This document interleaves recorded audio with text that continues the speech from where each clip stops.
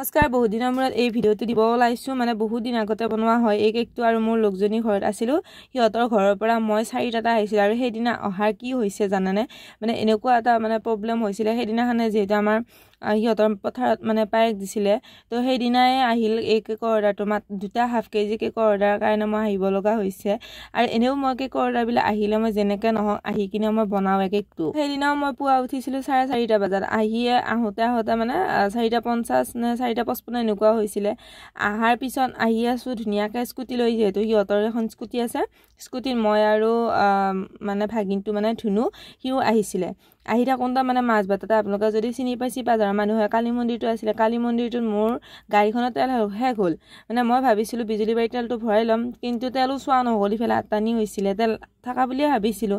যেনে তেনে বিজুলী বাৰী পালে মই তাতে তেল ডিপুটোত ভৰাই ল'ম বুলি। কিন্তু এনেকুৱা হ'ল, এতিয়া মানে কালী মন্দিৰটো নাপাওঁতে অলপমানটো ধাপা ধিপিত কৰিব ধৰিলে। হে ভগৱান, কি হ'ব বুলি ভাবি সেইদিনা মানে এনেকুৱা প্ৰব্লেম দিছিলে, গাড়ীখন ৰ'ব ধৰিলে। মানে মোৰ বুকুখন ধপধপাই গ'ল, কাৰণ যিহেতু কেকটো নিব আহিব 11টা বজাত, যিহেতু মোৰ দুটা হাফ কেজি কেক বনাব লাগিব। তো 4:30 মানে 5টা-6টামান বজাৰ পৰা আৰম্ভ কৰিলে মোৰ কেকটো বনোৱা ভাল হ'ব। তো সেইকাৰণে মোৰ বেছি ভয় লাগিছে। যদি পিছদিনা বা ভাটিবিলা নিলা হয় তেতিয়া বাৰু চিন্তা নহ'ল হয়, কিন্তু 11টা বজাত নিব লাগিব। ইফালে মোৰ পুৱা মানে হাহাকাৰ, যিহেতু মোৰ তেল নাই গাড়ীত, গাড়ীখনটো ৰ'ব ধৰিলে।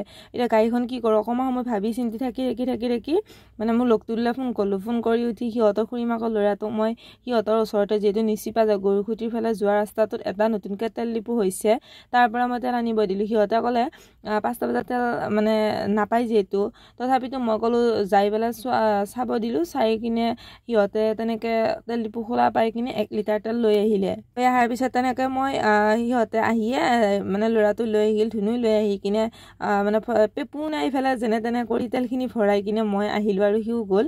আৰু সি বহুতখিনি সহায় কৰি দিছে। বহুত মানে ভাল লাগিল, আৰু সেইদিনাখনে যে সহায়টো পালোঁ সিয়াৰ পৰা। তো তেনেকৈ একে ফটাফট আহি কিনে 6:30-7টা বজাত মই কেকটো, আৰু আহিয়ে কি প্ৰব্লেম দিছে গম পাইছেনে? মানে লাইন নাই। সেইটো মোৰ আৰু পগলা হৈ গৈছোঁ, গম পাইনে? আৰু যিহেতু মানে ধুনুৰ স্কুলো আছিলে, সেইকাৰণে মই ভাবিছিলোঁ কেকটো বনাই উঠি সোনকালে যাম, কিন্তু তেল যি নোহোৱা হ'ব, লাইন যে নাথাকিব, এইটো মই একদমেই ভবা নাছিলোঁ। যিহেতু সিয়া 9টা বজাত স্কুলে আছিলে, মই কেকটো বনাই থৈ 9টা বজাত ঘূৰি আহিব লাগিব বুলি মই আহিছিলোঁ। কিন্তু এনেকুৱা হ'ল, কেকটো লাইন নাই। যিহেতু 2টা স্পঞ্জ আছে, 2টা স্পঞ্জে মই গেছত বনাইছোঁ, কিন্তু তেতিয়ালৈ কিন্তু লাইনকে অহা নাই। মানে এনেকুৱা প্ৰব্লেম সেইদিনাখনে। কিন্তু বতৰো বেয়া নাছিলে, কিন্তু লাইনটো কিহৰ কাৰণে গৈছিলে মই সেইটো একদম বুজি পোৱা নাছিলোঁ। তাৰপিছত তাৰ পৰা আহি লাইন চাইন নাই কাৰণে গোটেইখিনি বস্তু মই গেছতে বনালোঁ, মানে স্পঞ্জখিনি গেছতে বনালোঁ। তাৰপিছত ক্ৰীমটো মই ডাইৰেক্ট বনাই, ইনভাৰ্টাৰ আছিলে যিহেতু, ক্ৰীমটো মানে ইনভাৰ্টাৰত ফেটিব পাৰি। তাতে ডাঙৰ ষ্টেণ্ড মিক্সাৰটো নহয়, মই হেণ্ড মিক্সাৰটোত ফেটিছিলোঁ। মানে একদম ভয়ে ফেটিছিলোঁ। একদম ইনভাৰ্টাৰ মই আগতে ফেটিছিলোঁ যদিও আধা কেজি বা মিনি কেকৰ কাৰণে ফেটিছিলোঁ, কিন্তু এইটো মই 1 কেজি ফেটিছিলোঁ। সেইকাৰণে মই ভাবিছিলোঁ কিবা হয় নেকি, কিন্তু একো হোৱা নাই। ইনভাৰ্টাৰত মই তেনেকৈ ফেটিছিলোঁ। আপোনালোকে ইনভাৰ্টাৰত ক্ৰীম ফেটি পাইছেনে নাই আপোনালোকে কমেণ্ট কৰিবচোন। মই মানে তেনেকৈ পাৰি বুলি মই কৰিছোঁ, কিন্তু আপোনালোকে যদি ভাবে ইনভাৰ্টাৰ নেফেটিব বেয়া হ'ব পাৰে বুলি, তো আপোনালোকে কমেণ্ট কৰিব, পাৰি নে নোৱাৰি কেকটো তেনেকৈ বনাবলৈ, মানে ক্ৰীমটো ফেটিবলৈ পাৰি নে নোৱাৰি আপোনালোকে কমেণ্ট কৰি জনালেই হ'ল। এতিয়া কেকৰ ফালে আহোঁ। কেক আছিলে মোৰ 2টা হাফ কেজি, আৰু 2টা কেকৰ ডিজাইন মোক কোনো ধৰণৰ দিয়া নাছিলে, মই নিজে বাছি কিনে দিছিলোঁ। আৰু এই কেকটো যাব ৰঙিয়া 11টাৰ বজাত ইয়াৰ পৰা, যিহেতু মানে ছোৱালীটো মানে ৰঙিয়াত বিয়া দিছিলে, তো ইয়াৰ পৰা ডাইৰেক্ট হোটেল লৈ যাব বুলি কৈছিলে। তো তেনেকৈ মানে বনালোঁ। এইটো আছিলে ওম, তেওঁৰ ল'ৰাটোৰ জন্মদিন, ছোৱালীটোৰ ল'ৰাটোৰ জন্মদিন। তো সিয়াৰ নাম আছিলে ওম, আৰু হেপী বাৰ্থডে টপাৰ এডাল দি দিছিলোঁ। সেইটো এটা নতুনকৈ ডিজাইন আছিলে, ফাৰ্ষ্ট টাইম দিছিলোঁ সেই ডিজাইনটো, যিহেতু অলপমান দূৰত যাব। সেইকাৰণে, যিহেতু আমাৰ গাঁৱৰ পৰাই মানে বিয়া কৰে যিহেতু, সেইকাৰণে মানে ইমানো পইচা লোৱা নাই। আপোনালোকে বিশ্বাস কৰিব, এই 2টা কেকত মই 650 লৈছিলোঁ। আপোনালোকে জনাবচোন এই কেক 2টাত মানে 650 লোৱা হিচাপে কম হৈছে নে বেছি হৈছে? তো আপোনালোকে বহুতে কমেণ্ট কৰি থাকে, বা আপুনি প্ৰাইচবিলাক কৈ দিলে বেছি ভাল হয়। তো যিমান পাৰোঁ মানে মাজে মাজে কৈ দিম, চবকেইটা প্ৰাইচ দিয়াটো সম্ভৱ নহয়।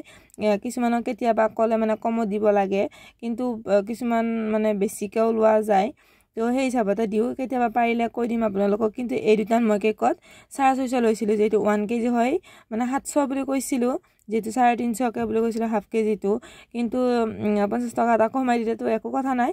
তো মই পইচাটো মেইন বস্তু নহয়, মই যাতে কেকটো ভালদৰে বনাই পেলাই তেওঁলোকক দিব পাৰোঁ যাতে তেওঁলোকে ভাল পায় সেই হিচাপে দিছোঁ কিন্তু কাষ্টমাৰে বহুত ভাল পাইছে জোখতকৈ বেছি ভাল পাইছে মই ইমান কেক বনাম বুলি ভবাই নাছিলে তো ভাল পাইছে মোৰ বহুত শান্তি পাইছোঁ কাৰণ যেহেতু মোৰ কেকটো ভাল পাইছে তেওঁলোকে প্ৰথমবাৰ দিয়াৰ কাৰণে তো দুটা কেকতে মই টপাৰ দি দিছোঁ যেহেতু কেকটো অলপমান ভালো লাগিছিলে সেইকাৰণে নামটো আছিল পেহী আৰু তেওঁ মানে পেহীয়েকৰো জন্মদিন আছিলে যেহেতু তেওঁ ল'ৰাটো বাৰ্থডে খাব আহিব সেইকাৰণে পেহীয়েকৰো মানে কেক কাটিছে তো এয়া পাৰ্পল কালাৰ ধুনীয়াকৈ দি দিছোঁ তাৰপিছত এটা গোল্ড কালাৰৰ বল এটা দি দিছোঁ আৰু এনেকৈ অলপমান ডেক'ৰেশ্যন কৰিছোঁ স্প্ৰিংকলো দিছোঁ দুটামান ভাল লাগিছে নে কমেণ্ট কৰিব অলপমান গোল্ড কালাৰ স্প্ৰে কালাৰ মাৰি দিছোঁ এইফালে অলপমান পাহো দিছোঁ মানে নিদিওঁ বুলি ভাবিছিলোঁ কিন্তু দেখাত মানে বেয়া দেখা হ'ল সেইকাৰণে দিছিলোঁ তো ফাইনেল লুকটো আপোনালোকক দেখাই আছোঁ আৰু এয়া হৈছে আমাৰ ফাইনেল লুকটো এইটো হ'ল পেহীটো ফাৰ্ষ্ট অৰ্ডাৰটো মানে প্ৰথম কেকটো আৰু ছেকেণ্ড কেকটো হৈছে আমাৰ এইটো কেনেকুৱা পালে দুটা কেক আপোনালোক কমেণ্ট কৰি জনাবলৈ নাপাহৰিব তো আজিৰ কাৰণে বাই বাই নেক্সট ভিডিঅ' লগ পাম